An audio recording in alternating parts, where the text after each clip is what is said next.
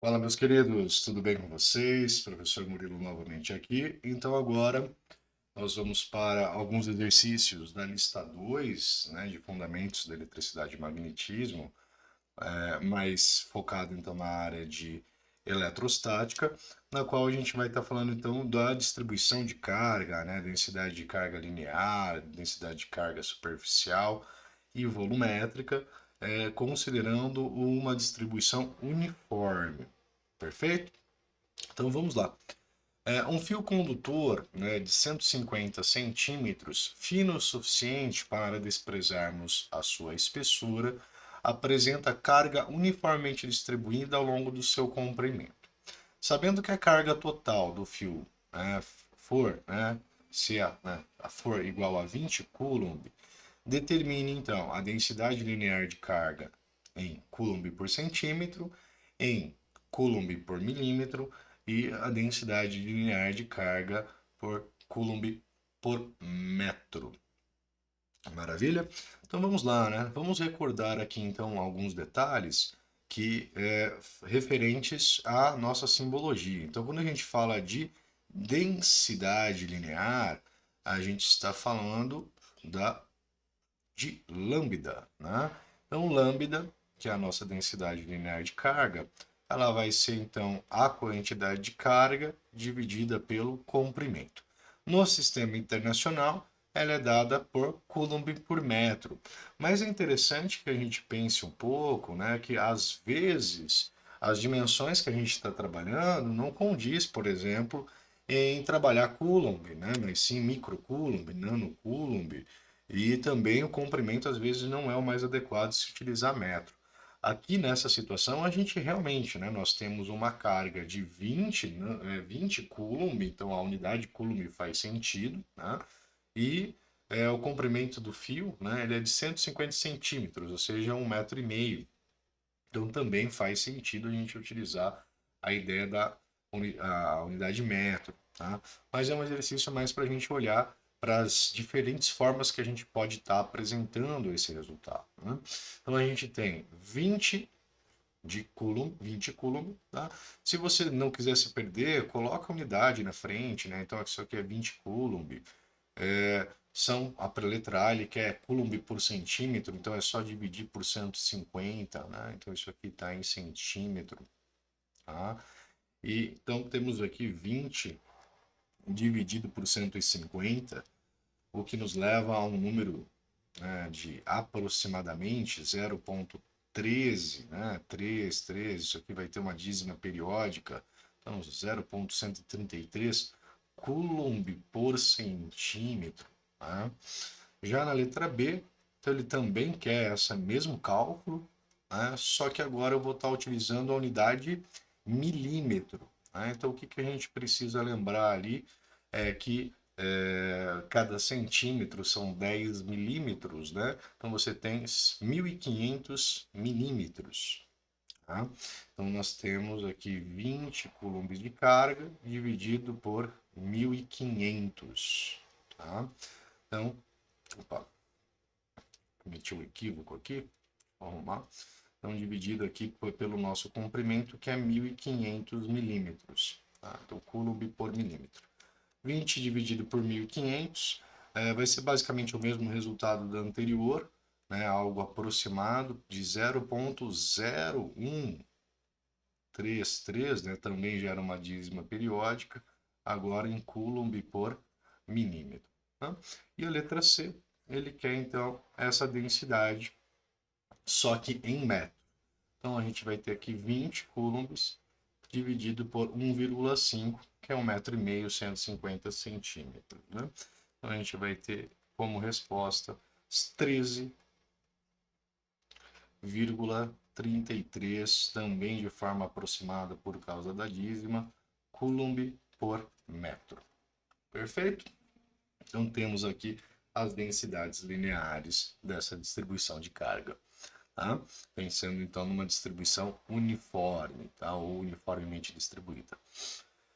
2, né? Um capacitor plano, então ele é constituído por duas placas metálicas, né, retangulares aí de dimensões 2 centímetros por 3 centímetros por 1 centímetro. Então ele tem essas duas placas aqui, essa placa.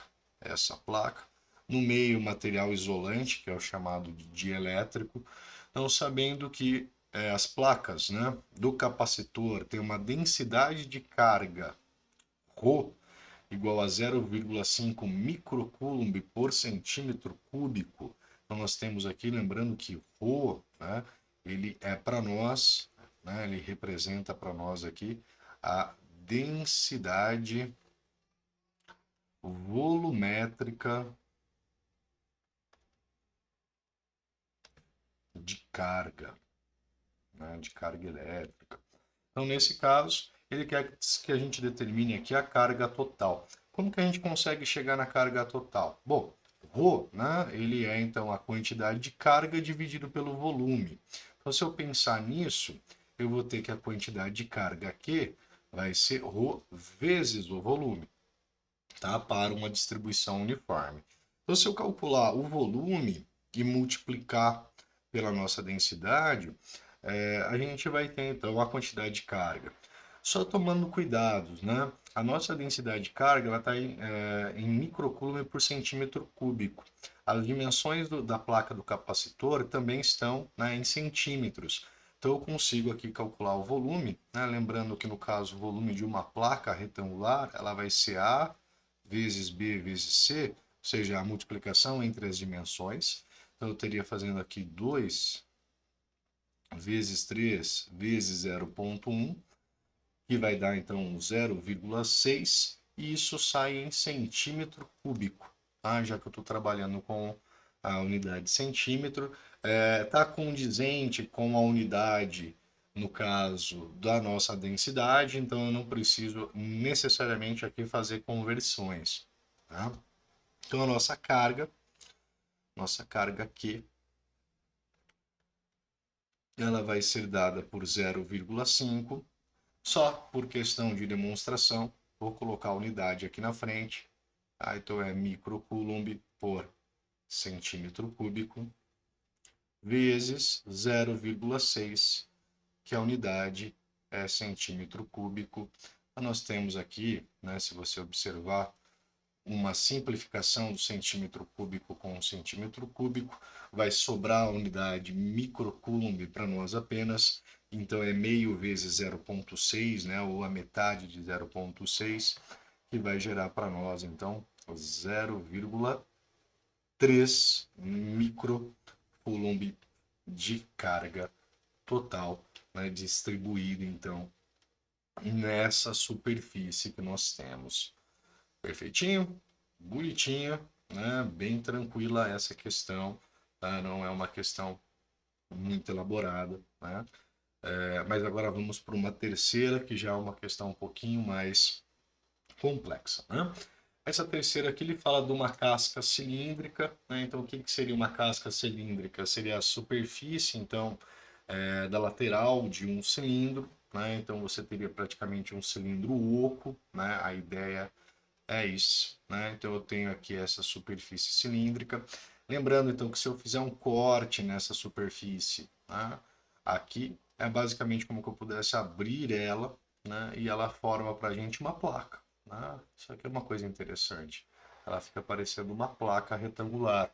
Só que essa placa retangular ela vai ter as dimensões então que é 2π vezes x. Nesse caso o x ele denota-se como o raio, né? Então ele tem aqui a representação do raio da nossa casca esférica, tá? Ele vai ter um ΔX, que é a diferença de x, que seria a nossa, então, espessura, tá? Então isso daqui seria o comprimento, ou largura, isso aqui é a nossa espessura, e aqui é a nossa altura, tá? Eu faço essa relação. Sendo que a carga Q, né, seja a carga total Q uniformemente distribuída, então ela é totalmente igualmente distribuída nessa superfície, ele quer que a gente analise duas situações. Na letra A, se a espessura da casca cilíndrica, né, a ΔX, for suficientemente pequena, tendendo a zero, né? Então, se eu tender isso para zero ali, a gente pode assumir praticamente, né, a casca como uma superfície plana, ou seja, sem espessura. Tá?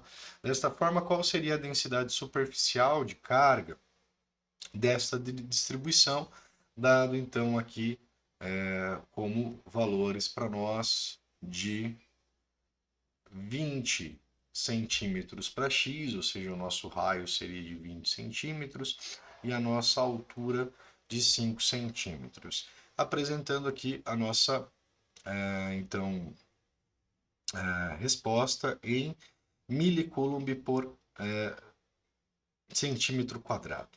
Tá? Não sei se faltou alguma coisa nessa questão, né, ou se na hora que eu copiei ela necessariamente para esse slide, mas a carga ela não foi evidenciada, né? Então, digamos ali, eu não sei quanto é a carga, tá? Talvez tivesse alguma informação que a carga na superfície fosse tanto, está faltando aqui esse valor, mas vamos fazer então de forma algébrica, né? Ou seja, vamos deixar em função da carga, né? Então, vamos pegar aqui a letra A. Então, a densidade superficial ela vai ser a carga dividido, né, ou dividida pela área. Tá? Não sei quanto que é essa carga, né? Importante é isso. Vou deixar então ali como Q mesmo. Tá? Mas a área eu consigo calcular. Como vai ficar essa nossa área, né? Então a nossa área A, nessa situação, ela vai ser 2πx, né? Ela vai ser 2π vezes x vezes a nossa altura h, né? Que seria ali comprimento vezes a altura, tá? Ou base vezes a altura, se você preferir, só que a base é 2π vezes x. Ele forneceu esses valores para nós, então é 20, né, e 5. Ele quer a unidade em centímetro quadrado, então eu posso trabalhar tranquilamente com a unidade que foi fornecida. Tá? A gente vai ter aqui 20π vezes 20, né, 2π vezes 20, vezes 5. Então a gente vai ter aqui 200π centímetros quadrados de área.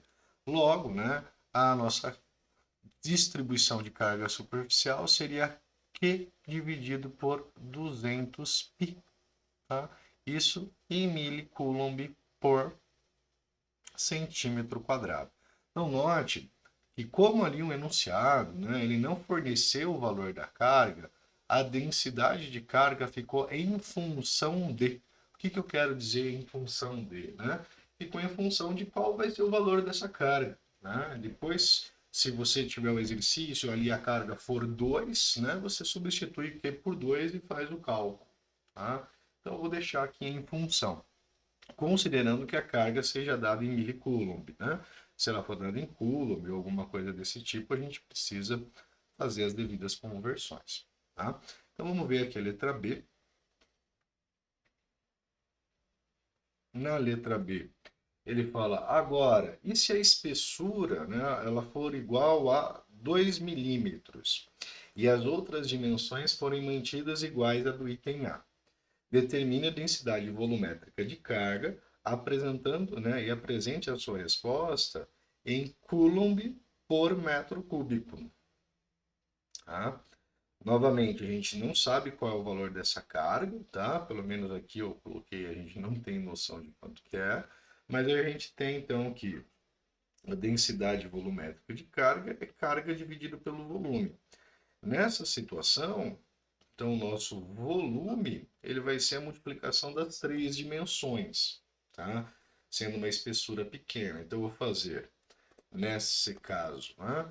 Fazer 2π vezes o x, vezes h, vezes o ΔX. Ou seja, eu estou pegando a largura, né? O comprimento, a altura e a espessura e multiplicando entre eles. O que eu tenho que tomar cuidado nessa letra B? Ele quer em metro cúbico. E daí as unidades não estão condizentes. Você tem centímetro, centímetro e milímetro. Então a gente tem que trazer isso para metro. Tá? Então a gente vai ter aqui 2π vezes x é 20 centímetros, né? Então 20 centímetros é 0,2. A altura é 5 centímetros, então vai ficar 0,05 vezes a espessura. A espessura é de 2 milímetros, então que é 0,002. Tá? Então aqui todo mundo devidamente colocado em metro, tá? Para a gente ter um valor mais assertivo. E se a gente calcular então esse valor, né? A gente vai ter aqui quanto? Está minha calculadora.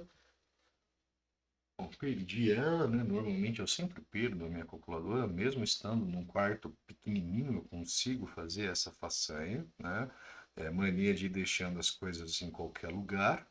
Isso é uma coisa que eu preciso corrigir comigo mesmo, tá? Então a gente vai fazer 2 vezes o 0,2 vezes o 0,05 vezes o 0,002, tá? Isso vai dar um número bem pequenininho, né? Ele vai dar ali 4 vezes 10 elevado a menos 5 pi, isso em metro cúbico, tá? Então agora substituindo numa expressão, a gente vai ter aqui carga dividido, então, por esse valor, né? 4 vezes 10 a menos 5 pi. Tá? Eu arrumaria aqui, tá, gente? Colocaria ela da seguinte forma: eu colocaria K, né, o Q, desculpem, dividido por 4π, e o 10 a menos 5 eu colocaria 10 elevado à quinta aqui em cima. Tá? E a unidade disso aqui vai ser Coulomb por metro cúbico, claro, né, fazendo as correções necessárias para o valor da carga. Né? Então, se a carga tiver em microcoulomb, colocar ela em coulomb para sair bonitinho. Né? Como que no exercício que eu trabalhei, aparentemente a carga não foi fornecida, então fica em função do valor da carga com as observações, né? Colocar a carga com a unidade de medida solicitada. Então, se a carga estiver em milicoulomb, né? Trazê-la para coulomb no exercício B, no A mantê-la da forma que já estava. Perfeitinho? Pessoal, então isso aqui é uma contextualização, né? Alguns exercícios ali da lista 2 que falam sobre a densidade de carga, a distribuição de carga. Né? Falamos um exercício de linear, uma de superficial, uma de superficial e volumétrica. Esse vídeo fica por aqui. E espero que ele ajude, né, vocês nos seus estudos sobre esses conceitos. Aí no próximo vídeo a gente vai estar falando sobre alguns exercícios da lista 3.